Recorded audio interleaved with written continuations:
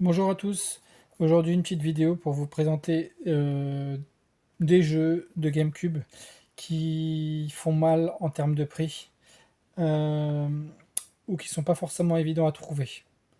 Donc le premier, Evolution Snowboarding, celui-ci ouais, c'est l'un des plus compliqués à trouver. En français je parle, hein, bien évidemment.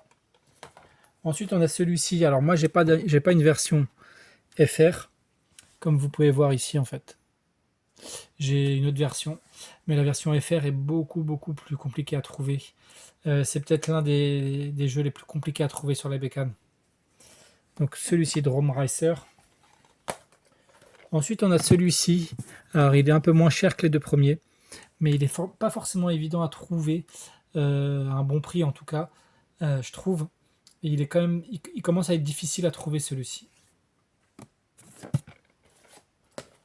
Ensuite, celui-ci est plus facile que l'autre à trouver, et pourtant il est plus cher. Donc voilà, un petit jeu de basket, Disney Sport Basket. Celui-ci, ouais, celui-ci commence aussi à côté pas mal. Un peu trop pour un jeu comme ça. Celui-ci se trouve, mais en français, comme je dis, hein, en français c'est toujours un peu plus compliqué, je trouve, qu'il commence aussi à se faire rare.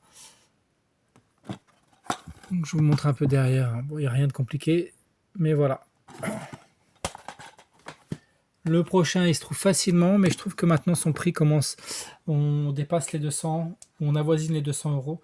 Ça reste quand même cher pour un jeu comme ça. Alors si je dis pas de bêtises pour celui-ci, il existe aussi en full français. Parce que comme vous voyez ici, il y a marqué Only for exclusif sur. Et il me semble, si je vous dis pas de bêtises, qu'il existe en exclusif sur seulement. Et celui-ci par contre est beaucoup plus rare.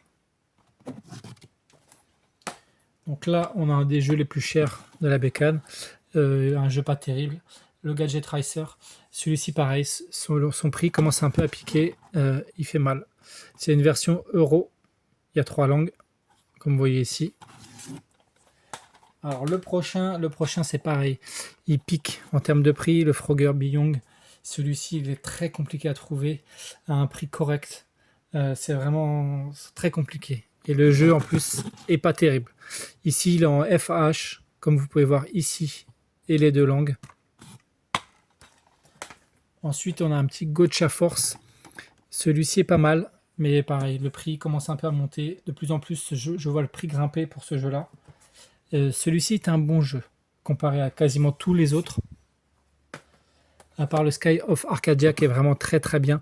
Celui-ci, il faut aimer l'univers des Teen Titans. C'est un jeu qui commence aussi à être un peu plus rare, qui commence surtout sa cote commence à monter, je trouve, de plus en plus. Et le dernier de la petite sélection, je crois que c'est l'un des le plus naze, Shamus. Et ben ici vous voyez, c'est en français, il y a le petit jeu, manuel en français, jeu en anglais. Vous aurez le jeu que en anglais, il n'existe pas en français.